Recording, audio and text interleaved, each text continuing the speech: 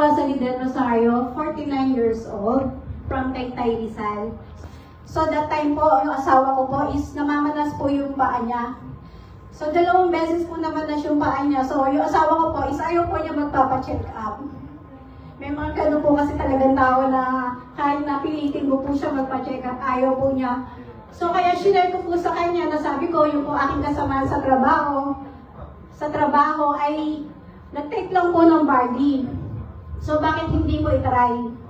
So ayun nga po, dahil sa kagustuhan ko po na gumaling siya, is nag-avail po ako ng package. Siyempre sabi ko, hindi naman isang box lang ng iinumin niya. Kaya po, nagpa-member po ako, bumili po ako ng package para po makuha po yung 50% off. Pinainom ko na nga po siya ng barley. At ang good news po, hanggang ngayon po is hindi na po bumalik yung kanyang pamamalas ng paa. So napaka-amazing po talaga ng ating organic barley. At wala po siya ibang iniinom. Barley lang po talaga kanyang ininom. Ito po yan sa aking paborito. Talagang hilig ko po talaga yan. Mga kumain ng mga ganyan. Dumating po tayo. Nag-trigger po yung aking. Ayun po, nag-trigger po.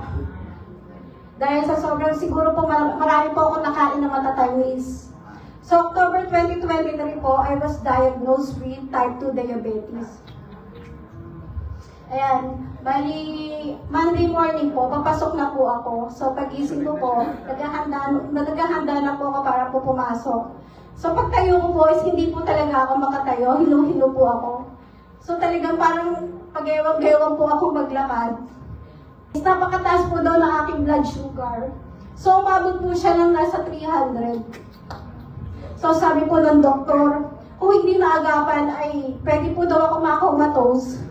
At pwede ko po daw yung ikamatay. Nagpadala po ako ng barley sa ospital. Sa anak ko, nagpadala po ako ng isang box.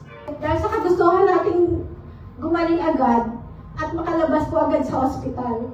So yun po, nag-take po ako ng barley ng sekreto. At thank you Lord po, sa 3 araw po, is bigla pong sinabi ng doktor na pwede na po akong lumabas ng ospital kasi bigla pong bumaba yung aking blood sugar.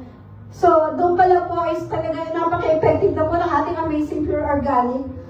So after 3 months po, ito po ang naging resulta. So, bumalik po ako kay doktora at ipinakita ko po yung aking result. So, sabi po ni doktora is, tuwa po si doktora sa naging result ng laboratory ko. Napakaganda po daw at napakababa. Bago po ako magkasakit is medyo chubby po tayo. Ayan po yung nasa gitna is yan po yung ako nagkasakit. At eto na po tayo ngayon. Maganda na po ulit yung ating katawan. Ganda po yan sa ating amazing pure organic barley.